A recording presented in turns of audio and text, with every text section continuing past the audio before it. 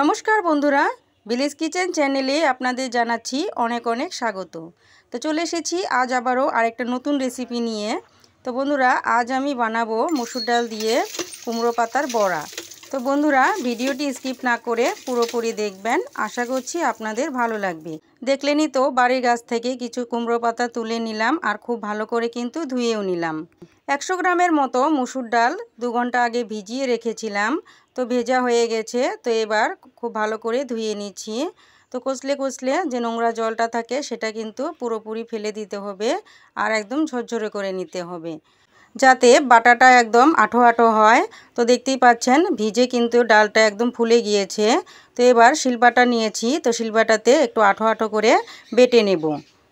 তো এখানে আমি কাঁচা লঙ্কা আর কয়েক টুকরো আদা নিয়েছি। ঝালটা যাতে একটু বেশি হয় তার জন্যে 6 থেকে 7টা কাঁচা লঙ্কা নিয়েছি, ওর মধ্যে 3-4টে কিন্তু পাকা লঙ্কাও রয়েছে, যাতে ঝালটা একটু বেশি লাগে। তো দেখুন আস্তে আস্তে কিন্তু বেটে নিচ্ছি। তো এভাবে পুরোপুরি বেটে নেব।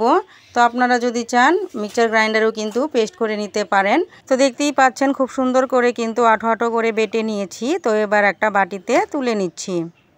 বন্ধুরা, এখানে হয়তো ভয়েস ওভারে কিছু আওয়াজ শোনা যাচ্ছে, তো কিছু করার নেই, আমাদের গ্রামে এরকমই হয়। তো দেখুন তুলে নিলাম। তো এবার কি করব, এখানে কিছু মশলা এড করে নেব। তো দিয়ে দিলাম স্বাদ মতো নুন, আধা চামচ হলুদের গুঁড়ো, তারপর দিয়ে দিচ্ছি সামান্য একটু কাশ্মীরি লঙ্কার গুঁড়ো, এতে কালারটা সুন্দর আসবে।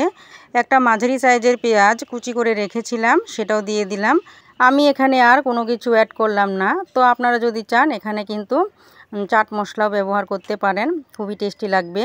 তো আমি সিম্পলভাবেই বানাবো। পেঁয়াজের সঙ্গে ডালটা খুব ভালো করে মেখে নিয়েছি।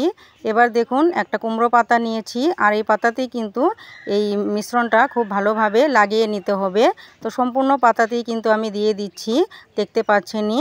তো এভাবে পাতাটা একটু ভাজ করে নেব, উল্টে পাল্টে ভাজ করে নিয়ে উপর দিকেও কিন্তু এই ডাল বাটাটা দিয়ে দিব।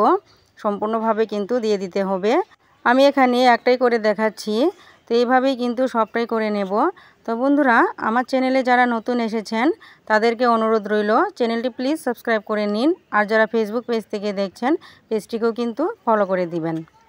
এই রেসিপিটা বানাতে যে বেশি সময় লাগে তা নয়, কিন্তু খুব কম সময়ে কিন্তু বানানো যায়। তো দেখলেনই তো, সবগুলাই আমি বানিয়ে নিয়েছি। তো এবার কড়াই বসিয়ে দিয়ে কড়াইটা একটু গরম করে নেব। তারপর দিয়ে দিব পরিমাণ মতো সর্ষের তেল।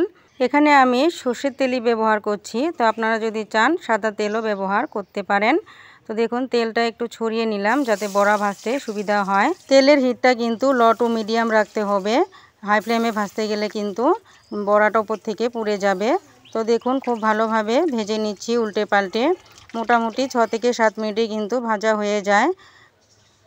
আমি যে টেকনিকে বলছি, তো ওই টেকনিকটা ব্যবহার করে যদি ভাজেন, দেখবেন যে বড়াটা একদমই মুচমুচে হবে আর ভাতের সঙ্গে খেতে কিন্তু দারুণ লাগবে। দেখতে পাচ্ছেনই বড়াটা ভাজা হয়ে গেছে। তো একটা থালাতে নামিয়ে নিচ্ছি। তো এভাবে আমি সব কয়টা বড়া কিন্তু ভেজে নেব। তো এবারও দিয়ে দিলাম দুটো। আগে যেভাবে দেখেছেন সেম ওই পদ্ধতিতেই কিন্তু আমি এই দুটো বড়াও ভেজে নেব, আর ওই 6 থেকে 7 মিনিটই লাগবে ভাজতে। তো দেখুন ভাজা হয়ে গেছে, নামিয়ে নিলাম। বন্ধুরা, এই রেসিপিটা আপনাদের কেমন লেগেছে অবশ্যই কিন্তু কমেন্টে জানাবেন।